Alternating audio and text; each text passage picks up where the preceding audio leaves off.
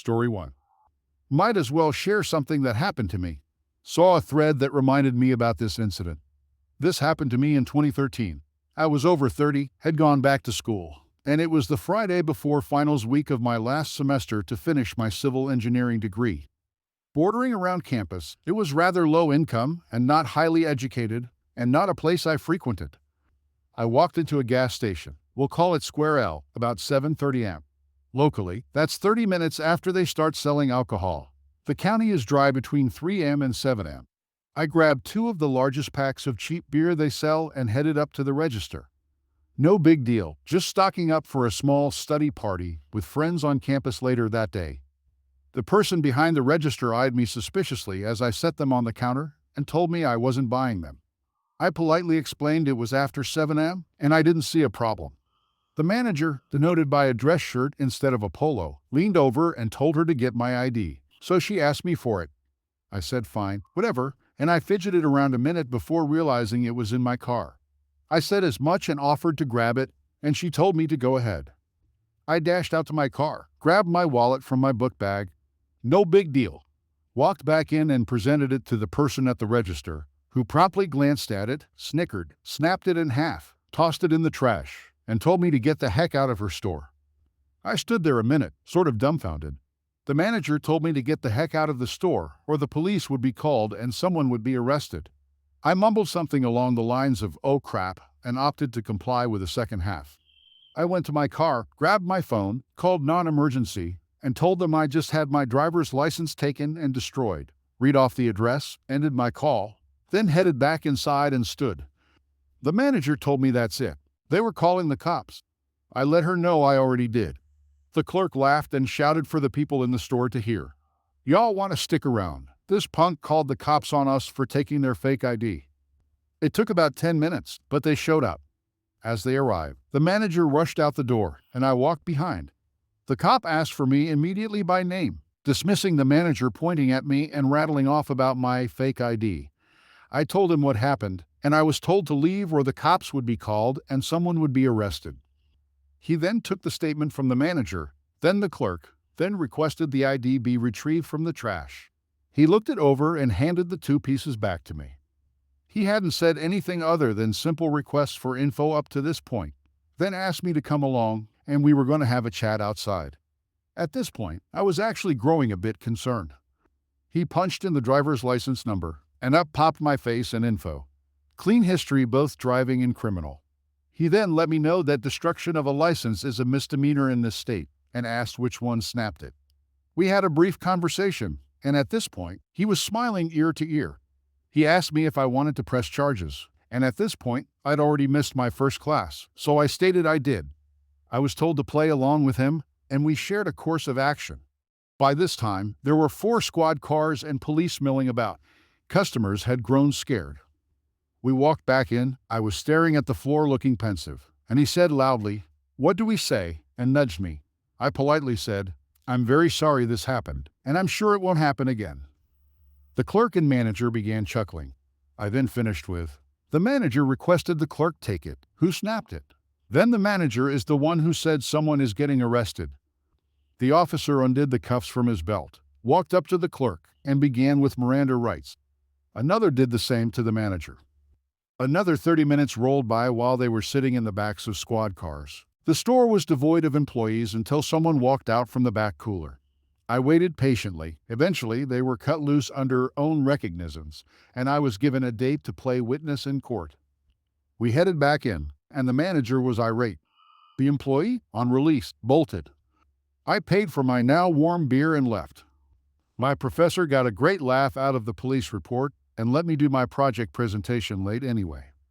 As for the court date, one of them pushed it further, so it turned into 2 dates. As the witness, I showed up but wasn't really needed. The first pleaded no contest to a charge for destruction of state property, got 6 months probation and 1,000 hours of community service, as well as having to write me an apology. The other ended up pleading guilty to an obstruction charge and got 6 months probation only. For those who say 1,000 is impossible, it started as probation and 100 hours for the first person who pleaded no contest. They spoke out against the judge. He upped it to 200, then 500, then 1,000. The kid kept mouthing off. And I remember there was a string of other offenses on their record. The manager had only had a previous possession charge, but on his date acted humble and polite in court. The total opposite of how they had in the store with the cops. I never did get the apology letter. If it was written and turned in, I have no idea where it went.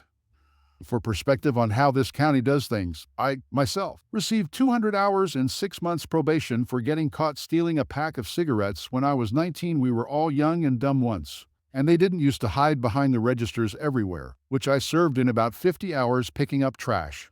Then the guy signed off on the whole time, so I doubt they'd have had to actually serve the whole thing. Story 2. This was about 20 years ago, give or take. My uncle lived in a residential neighborhood with many kids. The speed limit was 25 miles per hour on his road. His daughter, son-in-law, and granddaughter Coco, let's call her, lived across the street. The granddaughter was around 4 at the time and would randomly wander across the street to see her grandpa and go to his house. Yes, my cousin was not a good mom. The first of many signs being that she let her pre-kindergarten age daughter just walk off on her own. Luckily, Coco was a good child and only went straight to my uncle's house. Or this could be an awful missing child story. Sadly, some people think it's okay to speed in residential neighborhoods, even when there might be children playing. This one crazy speeder in a new decked-out Camaro came flying through the neighborhood every day around 50 to 60 miles per hour. It drove my uncle crazy. Screaming at him to slow down didn't deter him. Children at play signs didn't deter him. Calling cops did nothing. Cars parked curbside on this street, and kids lived all around here. Anything could happen. A kid could dart out between parked cars into the street chasing a ball that got away. Someone could get hurt very easily. Even worse, Coco could be walking over to see my uncle, and this guy, at this speed, wouldn't be able to stop in time. So my uncle thought about it for a while on how to get this guy to slow down. My uncle is normally an act now, think about it later type. So I'm impressed he plotted something rather than just throwing a hammer and breaking out the windshield. But my uncle wanted to make sure this guy really got the message that he didn't need to be anywhere so fast that he endangered lives. Endangering lives. Yeah, that's the idea. You see, my uncle had an old covered baby carriage from when Coco was an infant. She used it to play with her dolls. This Camaro guy had a pretty predictable schedule, so my uncle took the carriage with a doll in it outside and hid in front of his car. Parked at the curb where he knew Camaro Guy couldn't see him.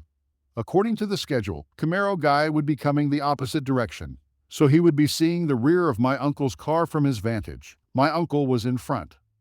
My uncle heard the Camaro coming, waited a moment as he neared, and pushed the carriage into the road. For added dramatic effect, my cousin was nearby and screamed, "The baby, catch the carriage!" Camaro Guy had no time to react, and plowed into the carriage, sending the doll flying. My uncle and cousin ran for the doll, like it was a baby, freaking out, and looked at the driver. The jerk didn't stop, but you could tell he was freaked out. My uncle said he turned pale and turned at the nearest corner, one house down and off his normal route to get out of there. Well, reason stands that the guy must have figured out he didn't kill a baby in a hit and run because that would be in the news. But we never know for sure. What we do know is that the guy never came through the neighborhood again, at any speed. And he was spotted a number of times at local public bus stops, waiting on the bus. I was in that area about 5 years ago with my uncle. And he pointed out someone on the bus bench waiting and started laughing, telling me it was the Camaro guy waiting for a bus again. As I said before, this happened around 20 years ago, and we saw him 5 years ago. I guess that scared him out of driving for life. I think he got the message. Story 3. I do marketing for a general contractor in the U.S. Part of my job requires me to organize the installation of cameras on the job site, mainly for marketing purposes like time lapses and stuff like that. My boss lives near the site that I was setting up the camera for and offered to drop the camera off on his way into work the next day. The next day he texted me to confirm where he dropped it off and also notified the site superintendent, boss of the site. The superintendent would take care of the actual installation, which involved drilling it into a post and plugging it in. Pretty simple stuff. Also important to the story, this superintendent retired a year ago and came back to work for us for unknown reasons. So you could say he is a little checked out of working at this point in his life. Fast forward to the day after my boss dropped it off. I called the superintendent to confirm that he had installed it. He tells me that he never saw the camera on the site, and I told him to check where my boss said he dropped it off, which was under a trailer and covered by an extra sign. He still claims it is nowhere to be found, sends a picture of where my boss left it, and then suggests that it may have been stolen. I go to my boss and explain the situation, and we both agree that something doesn't seem quite right. We call him up to see what he says, and he is still sticking to his story that it was stolen but sounds a little hesitant over the phone. My boss dropped it off around 7:30 m, and the superintendent was at the job site around 8 a.m. Not exactly prime hours for theft and a very small window of when the site was unsupervised. Standard procedure for when something is stolen from the job site is to file a police report and all that jazz. I also called the camera provider to see if there was any way to GPS track the camera. Unfortunately, there was not, but the superintendent doesn't need to know that. My boss and I agree to craft up some beautiful nonsense in an email to see if anything happens. We said that we will follow standard procedure and file a police report for the camera. I also mentioned that I will be calling the camera provider to have them track the camera so we can get it back. The next morning he calls me back and says that he found the camera in the woods on the edge of the job site and blamed one of the subcontractors for moving it. He probably had a panic attack when he read the words GPS tracking and covered his tracks. I think he was either trying to sell the camera or just really didn't want to install it. Since then, the camera has been installed after bugging the same superintendent for about a month. Nothing ever came of the suspected theft due to lack of evidence, and the superintendent still works here. Story 4. So, I am a psychologist and counselor with years of experience working on a child helpline. We would often get prank calls from bored children, and we always took it as a good sign because at least they knew our number in case they ever needed it. Our policy was to treat prank calls as real calls because, well, you never know what could be true and just sound exaggerated. Usually, the prank call would end if we caught a kid in a lie and told them we were confused because a minute earlier they told us something different. Usually, by that point, the kid would start laughing or go quiet and end the call. But some of the kids were really dedicated to the stories they'd come up with and would call us out on it if they felt we weren't taking them seriously. For example, one kid called and told me his grandfather threw him into the fire pit, and I, of course, told him that worried me and asked if he could explain a bit more about what happened. He proceeded to tell me that his grandpa threw him in there so that he could rise from the ashes a new man. I stifled a chuckle and calmly asked the child if he was maybe pranking the helpline, to which he got offended, so I proceeded to treat the call as a real one. And boy, was he dedicated. We spent 15 minutes talking about if he was in a safe spot now. Did he have anyone around him who could protect him or who he could trust to tell this to? What about Grandma? What about the neighbors? He would come up with something for everything. He was safe now hiding in the forest. His grandpa hit his grandma with a frying pan. The neighbors couldn't be trusted because they were also scared of his grandpa, etc. So with the last card up my sleeve, I told him I was worried about his safety and that we could call the police to come get him and protect him. He proceeded to tell me that I shouldn't waste their time. He didn't know where he was, so they couldn't possibly find him. I told him I could help them if he gave me his phone number so that the police could find his location. He hung up. For anybody worried that the story was true, he called a few days later with a new story about his sister burning his face with a hot pancake. Yeah, creative kid. Story 5. This story happened about 15 years ago, give or take. At the time, I worked for a small industrial railroad in my city that served about 20 different industries along the docks. To get to the docks, from the yard where I would pick up the inbound deliveries to the industry's cars, we had a mile of street trackage that ran right down the middle of a small street. Numerous bars lined the street on one side, with the river on the other side.